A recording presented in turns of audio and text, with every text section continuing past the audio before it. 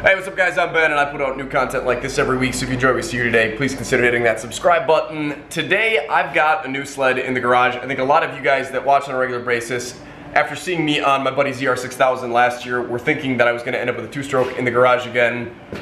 And I suppose I sort of did, but if you guys are patrons, you already know that this is not my sled. This is my father-in-law's sled. He picked this up at an auction, and before he takes it up north, he just kind of wanted me to go through it. So that's exactly what we're going to do today. So this is a 99 Polaris 600. It's XC, and it's Indy SP. I don't really know what all that's about, but it's a sled, and I'm darn excited to at least have something here to look over and start talking sleds with you guys this year. So being an auction sled, you really never know what you're getting.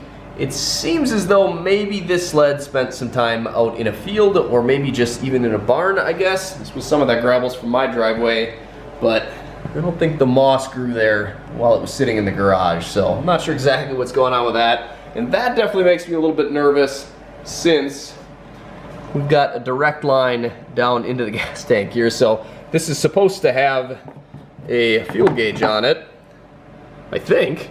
I don't know if that fell off or if this just got replaced or what the deal is, but there should really be something on there so we can't see just clean air and daylight through there. It also does look like maybe some of this plastic is sun faded, so I'm thinking maybe this did spend some time outside, and all that to say that there may be some water mixed in with the fuel in there. I guess there's one way to find that out. Grab my little O-light here.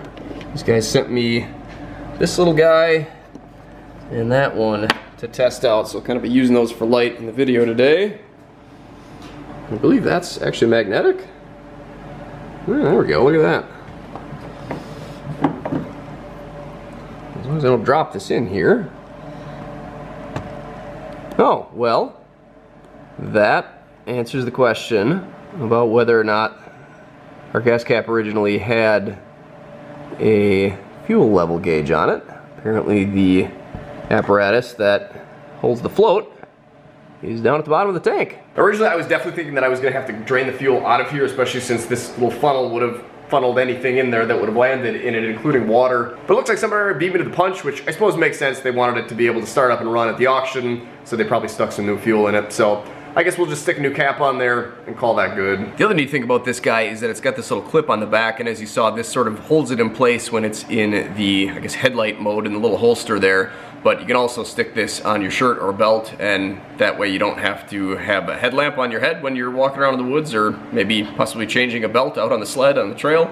So we'll just stick that there until I need it. The other thing that I noticed about this sled right away is that the shocks do not look like they're in good shape. You can see we've got some kind of dirt buildup on what looks like oil residue, and then if you look inside of the spring there, you can see that we've got some definite oily residue going on there. So essentially what that means is the seal that's inside of this thing has just worn away and is letting that oil that's supposed to be in there basically damping down the spring action.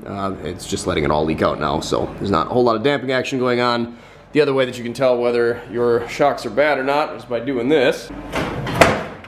So as you can see, once this drops, it just immediately rebounds back up. The shock in the back here should be letting that slowly rebound, and also if I push down on it, just springs right back up immediately. The fronts are a little bit harder to tell. There's just kind of a lot going on with the geometry of the A-arms that doesn't really let it want to bounce one way or the other, but I think I can kind of hear even that we've got some leakage going on in there. I think it does actually look like these are rebuildable. Originally I was thinking that they were not.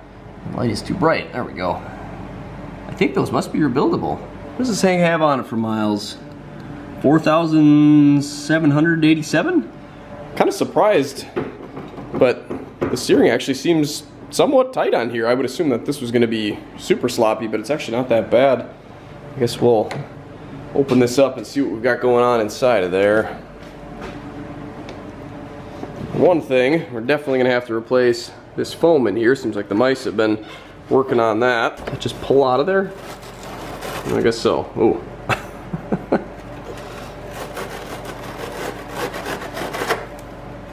Yikes. I think a good bit of that is actually just down at the bottom of the air intake, which maybe I'll see if I can get that out of there with a vacuum or something. This piece actually isn't in much better shape, but I was not able to find this online. I think there's actually some foam inside of the airbox too, maybe. and I couldn't find that either. It looks like it's all discontinued on the website that I was looking at.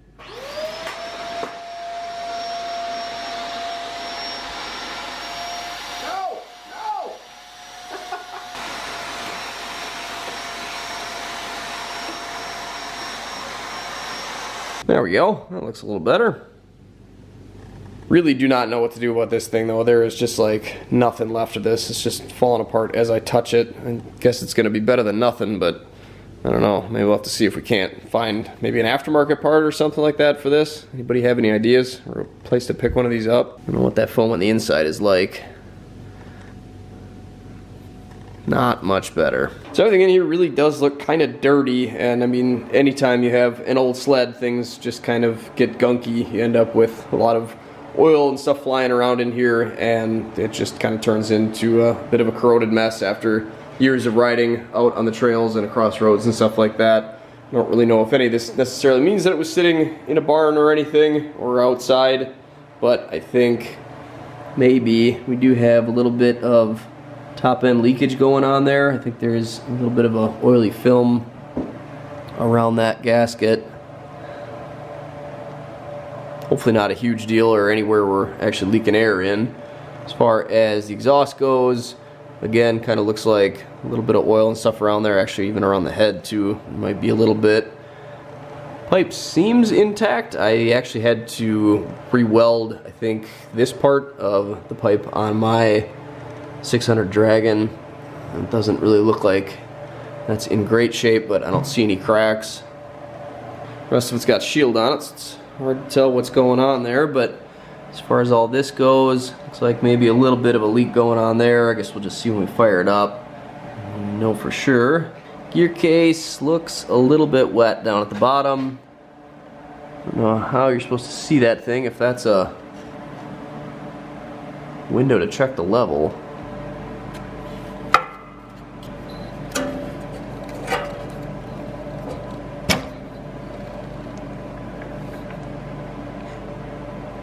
Ooh, that's not good.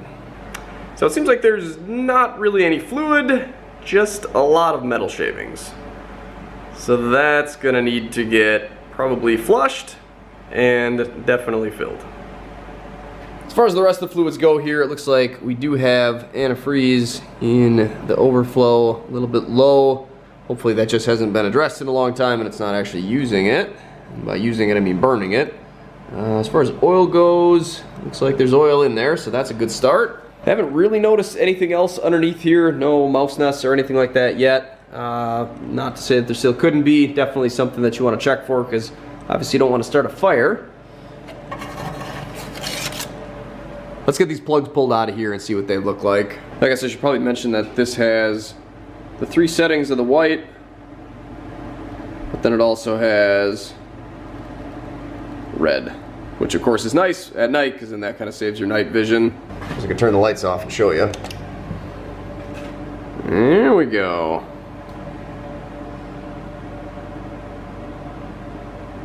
Definitely a nice powerful little light, not near as bright as the other one I've got, I don't think, but certainly enough to help you change a belt at night. I don't know what I would have done the one time that I did blow a belt at night with just a pocket flashlight and no headlamp. Luckily I had a buddy along with me to hold that light.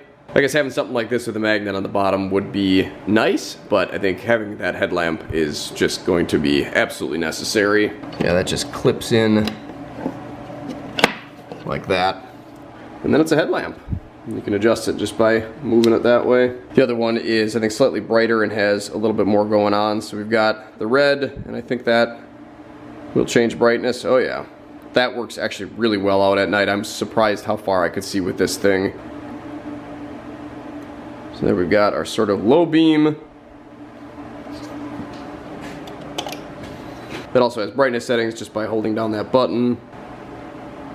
And if we go to the slightly brighter one, then we get, no way you're gonna be able to see that, both the middle and the big light on, and that gets really bright.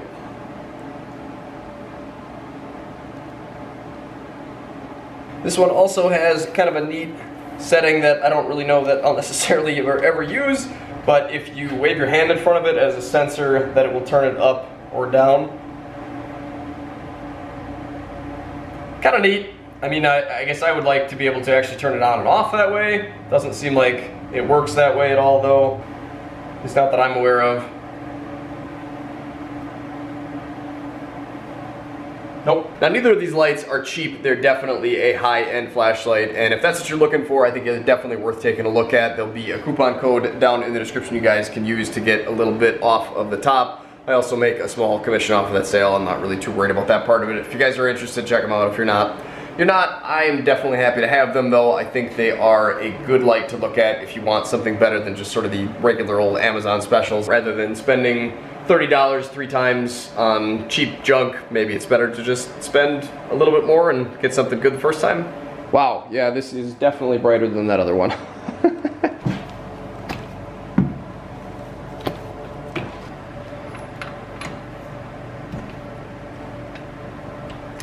Come on, Cocoa Brown. Hey, look at that. Not bad at all. Almost looks like somebody maybe cleaned that up a little bit. I guess maybe these just aren't old plugs. Maybe they're freshly replaced, just like the fuel, so it would run good. Let's see this one.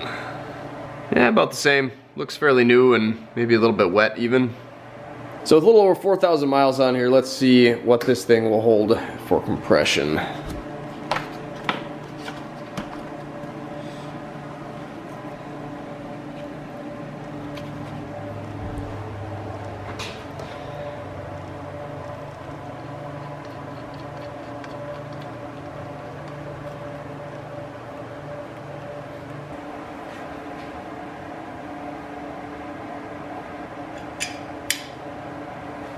Alright, let's see what the clutch side says.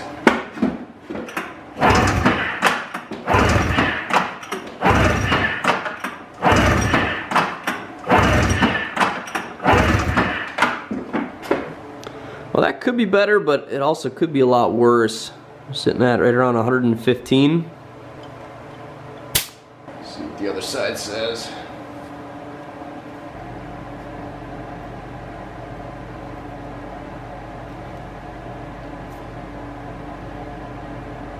Alright, brake side.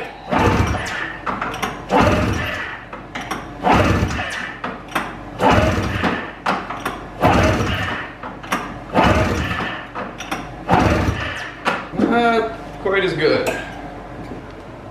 Looks like that side, we're only at about 110. So that's not great. You definitely like to see both of them exactly the same, but 5 PSI off isn't the end of the world. Should it be rebuilt? Probably.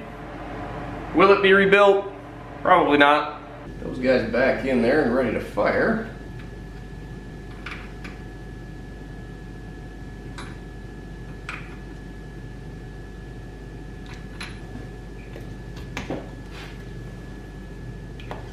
Alright, what else do we want to look at? I suppose the belt and the clutches, probably fairly important if we want to get anywhere.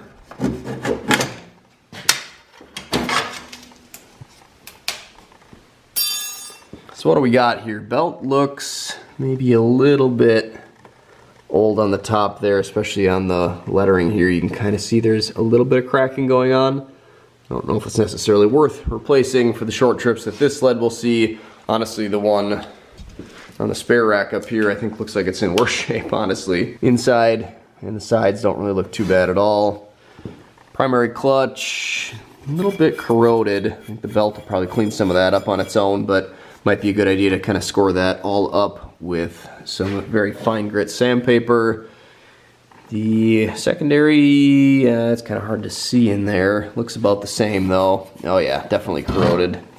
Again, I'm sure the belt will kind of clean that up itself, but it wouldn't be bad to take that off and clean it. Not really a whole lot to see as far as the inner workings on that one goes. The rollers, as far as I can tell, I think all look okay in this guy here. Yeah, not incredibly clean, not incredibly dirty either. A little bit of corrosion going on in there. But seems like it should all function anyway. And of course it's good to go, but it's also good to be able to stop. Can't really tell too much from the brakes as far as how well they're gonna work just sitting here. Definitely seems like something is happening when I'm squeezing that though. I don't honestly know if this is supposed to be a sight glass. You definitely can't see through that. It looks more like cardboard than anything. Definitely be a good idea to pull this off of here and make sure that there's fluid in there. Actually, just replacing that honestly would probably be the smart thing to do, since like I said, it does seem like this thing was sitting outside at some point probably. And if you look at your owner's manual, it'll tell you to replace pretty much every fluid that you have at least every couple of years, if not every year. Something like brake fluid, I think, is really supposed to be changed out every couple of years. Gear fluid is supposed to be replaced every season. Obviously, that doesn't happen with every sled. Some people do it, some people don't. Sometimes you can kind of stretch it, it's not a big deal. But the right thing to do is to replace it all. Well, I don't think there's a whole lot more I can do with this thing, with it sitting on the ground and without it running. So we'll get this all back together. We'll get this thing up in the air.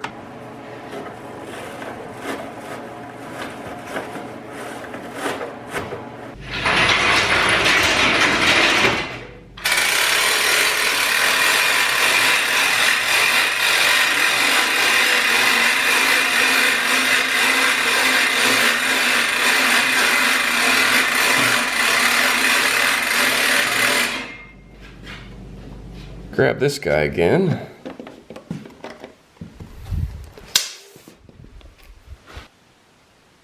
Still works. I don't see anything broken. That's a good start. Fox shock back here looks a little bit oily, which we already figured.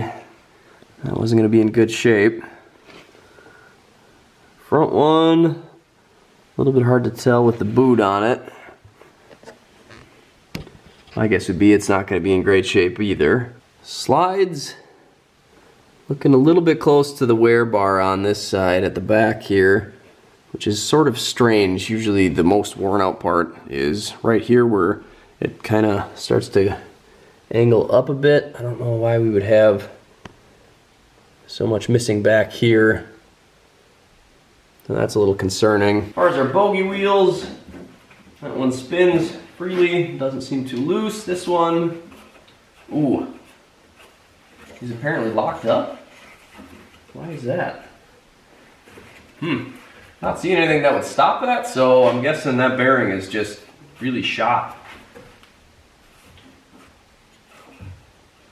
So, need at least one.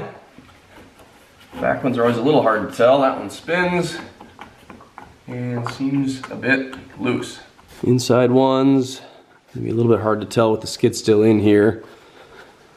They seem a little better. Track itself is not in great shape, but still usable anyways, missing a few chunks here or there. I'm not sure what's going on with this grab bar. Purple seems like an odd color for this. I don't know if this was replaced or if it's supposed to be that way, but at some point this thing got reefed up and tore the, I guess what I would assume should be a rivet. Looks like a bolt though, so I don't know if that got replaced with some aftermarket hardware or what the deal was.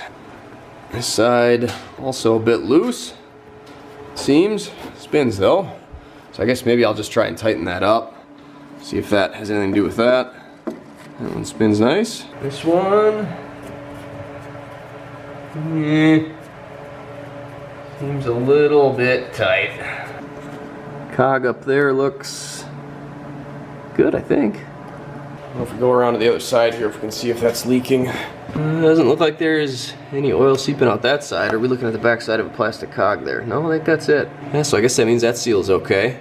Don't know where all the fluid went. How about the bottom of the skis? Those look like they are in kind of rough shape. Definitely seen some gravel in their day. Carbides not looking all too terrible. Not looking all that great, but I think definitely worth putting a few more miles on. Yeah, looks like about the same story over here.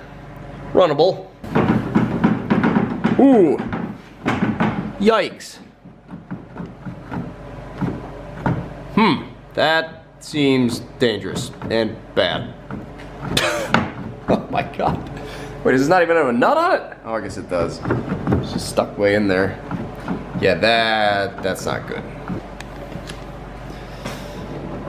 Looks like just the one is bad though. Well, I guess we will lower this thing down a bit and see if it'll fire up.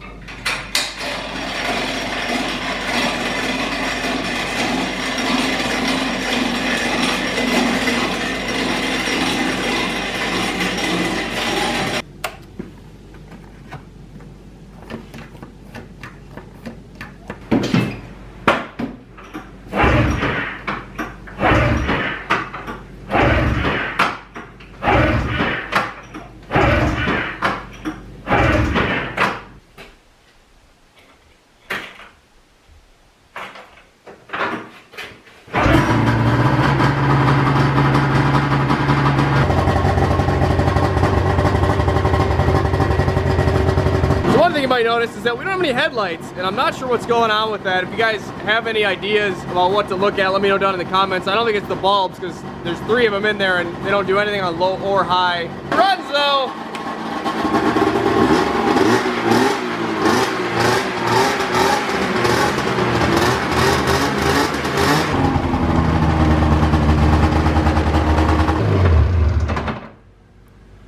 Oh my god, I don't think I miss having a 2-stroke at all. I feel like it has to smoke worse than my last sled did. But it does run. I think we've definitely got a little bit of work cut out for ourselves here before we can get out on the trail. I guess see what I can do about skis. I'm not really sure what we're gonna do about that. I guess maybe I'll check eBay. And I guess maybe I should pull these bulbs out and get a better look at them, but from what I can tell through the lens here, it sure seems like there's a lot of dust on the lens. It sure seems like the filaments are still in good shape, and like I said, it's kind of weird that all 3 of them would be out. So if you guys have any advice on that or any of the other foam parts that are disintegrating, be sure and let me know. If you guys, again, want to take a look at the Olight stuff, there'll be links down in the description for this stuff. Make sure and use that coupon code if you want to pick a set up. Other than that, guys, take care, stay safe, stay swanky, get out, enjoy this beautiful world any chance you get, and get your sled fixed before we get some snow that we can actually ride. I better find one for myself here. I guess we'll get on Marketplace and see what I can find.